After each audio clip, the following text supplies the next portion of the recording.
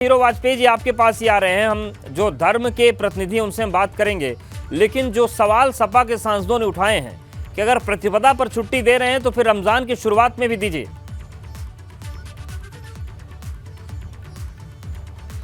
देखिए, ये दोनों लोग सांसद हैं और संसद के छुट्टी के बारे मुझे लगता है संसद के अंदर अपना विषय रखेंगे तो बेहतर रहेगा और बेहतर। और जहाँ तक बात है कि ये छुट्टी क्यों हुई, रामायण पाठ क्यों हो रहा है, देवी जागरण क्यों हो रहा है, बरसों से होता आया ये परंपरा है, उस परंपरा का निर्वाह कर रहे हैं। इस देश की सनातन परंपराएं हैं, वो जीवित हुई हैं। हमारी संस्कार, संस्कृति, हमारा धर्म, हमारी गौरव गाथा, हमारा इतिहास। हमारी सरकार ने इसको पिछले 8 साल में, 9 साल में, 10 साल में हमने इसको बढ़ाने का काम किया है। हमने लोगों को अपनी जड़ों से, अपने इतिहास से, अपने गौरव से जोड़ने का काम किया है।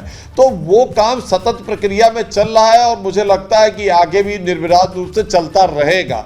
और इस पर आपत्ति उठाने वालों को झांकना चाहिए। तमाम कार्यक्रम होते रहे, तमाम चीज़ें चलती रही। उससे पहले कभी ये नहीं हुआ कि किसी राजभवन में दुर्गा जागरण हुआ हो, रामचरितमानस का पाठ हुआ हो, लेकिन साहब वो ईद मिलाई होती थी। तो इस तरह का चलता रहा, तब इन्होंने नहीं कहा।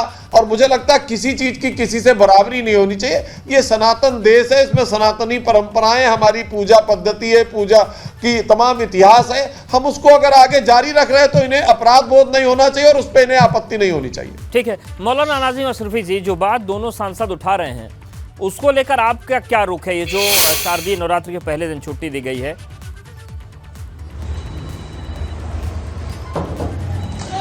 देखिए, पहले तो सबको आदाब मेरी तरफ से। मैं ये कहना चाहूँगा कि ये मेरे ख्याल से कोई इसमें दिक्कत नहीं होनी चाहिए। अगर कोई नवरात्रों के लिए अगर छुट्टी की बात की गई है तो उनका अपना पर्सनल पॉइंट ऑफ व्यू है। अब ये सांसदों का मामला तो ये है, इसमें कोई धर्म से तो इसका मामला है नहीं, और इसमें ना रमज़ान से कोई छुट्टी का मामला है, ना इस्लाम को छुट्टी की ज़रूरत है, ना रमज़ान को छुट्टी की ज़रूरत है। इसमें कोई छुट्टी की ज़रूरत नहीं है, क्योंकि रमज़ान तो 1 महीने के 30 दिन के रमज़ान होते हैं। तो मुझे नहीं लगता कि 30 दिन छुट्टी दी जाएगी। 30 दिन छुट्टी थोड़ी कोई दी जाएगी, पूरे 1 महीने कोई छुट्टी नहीं दे सकता। और 1 दिन की छुट्टी लेकर मुसलमान करेगा क्या? इनका मकसद ये है, डॉक्टर शफीकुर रहमान बर्क साहब की जो अभी ये बात कर रहे हैं जी, इन्हें इतने दिनों लोकसभा सांसद हुए हो गए, आज तक इनके नाम का आप कहीं पत्थर नहीं दिखा सकते, इनके नाम का आप कहीं किसी विकास कार्य को नहीं गिना सकते, नहीं बता सकते, कोई सड़क नहीं दिखा सकते, रोड, मेडिकल कॉलेज कुछ नहीं दिखा सकते। सिर्फ ये इसी तरह की राजनीति करते हैं और ये राजनीति क्रेडिट लेने के लिए अपना इनका लोगों का उत्साह। ये कोई मौलाना नहीं है, ये कोई मुफ्ती नहीं है, आलिम फाजिल नहीं है डॉक्टर शफीकुर रहमान बर्क या डॉक्टर एस टी हसन।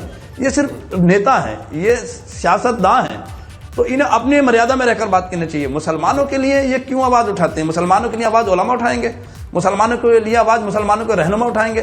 कोई ओवैसी हो, डॉक्टर एस टी हसन हो या डॉक्टर शफीकुर रहमान बर्क हो, ये मुसलमानों के रहनुमा नहीं है और ना ही आलिम है और ना ही मुफ्ती फाजिल है।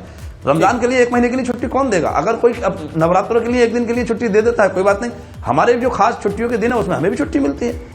मुझे नहीं लगता ये कोई बहुत गलत बात है और बयान देने जैसी इसमें कोई बात नहीं होनी चाहिए थी। ठीक है राजू दास जी, ये जो बार बार समाजवादी पार्टी की तरफ से बयान आ रहे हैं, कभी रामचरितमानस पर, कभी मनुस्मृति पर, कभी होली पर, और अब नवरात्रि की छुट्टी पर भी आ गया है। ये जो पूरी तस्वीर दिख रही है, किस तरीके से आप देख रहे हैं?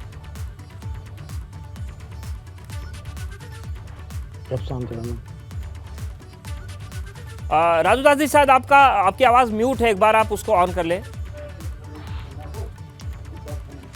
पहले पैच तो कराइए, किसी ने पैच नहीं कराया, आपकी आवाज नहीं, आवाज आ रही है। अब राजू जी आ गई आवाज, आप बोले, अपनी बात पूरी करें। आवाज आ गई? जी जी, जी। पहले तो बहुत बहुत साधुवाद, बहुत बहुत धन्यवाद है, आभार है।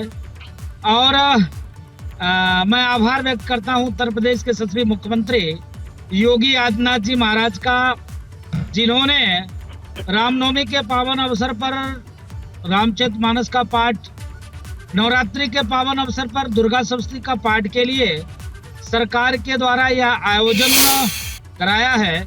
अभी तक जब तमाम मजहब, तमाम संप्रदाय के कार्यक्रम होते थे तब किसी को तकलीफ नहीं होती थी, तब किसी को दर्द नहीं होता था, तब किसी की बोली नहीं निकलती थी, तब कोई आवाज नहीं उठाता था जी। अभी उत्तर प्रदेश में ही समाजवादी पार्टी के नेतृत्व में, समाजवादी पार्टी के राष्ट्रीय टाइप के नेता स्वामी प्रसाद मौर्य ने रामचरितमानस को फाड़ा रामचरितमानस को जलाने की बात की, रामचरितमानस को जलाया। रामचरितमानस जब समाजवादी पार्टी की सरकार बनेगी तो रामचरितमानस को हम प्रतिबंध करेंगे। यह समाजवादी पार्टी के राष्ट्रीय नेतृत्व का ये स्थिति है। तो एक तरफ उत्तर प्रदेश के यशस्वी मुख्यमंत्री ने रामचरितमानस का पाठ शुरू कराया, तो किसी को कौन सी तकलीफ हो रही है, दर्द क्यों हो रहा है भाई? वो उसमें खुश हैं कि हम रामचरितमानस को फाड़ेंगे, रामचरितमानस को जलाएंगे, सपा की सरकार बनेगी तो रामचरितमानस पर बैन कर देंगे। वो उसमें खुश हैं, हम इसमें खुश हैं कि सबका साथ, सबका विकास, सबका विश्वास, सनातन के साथ साथ हम किसी धर्म का अपमान भी नहीं करते और अपमान नहीं करते, लेकिन आप इससे खुश हैं कि पाठ हो रहे हैं।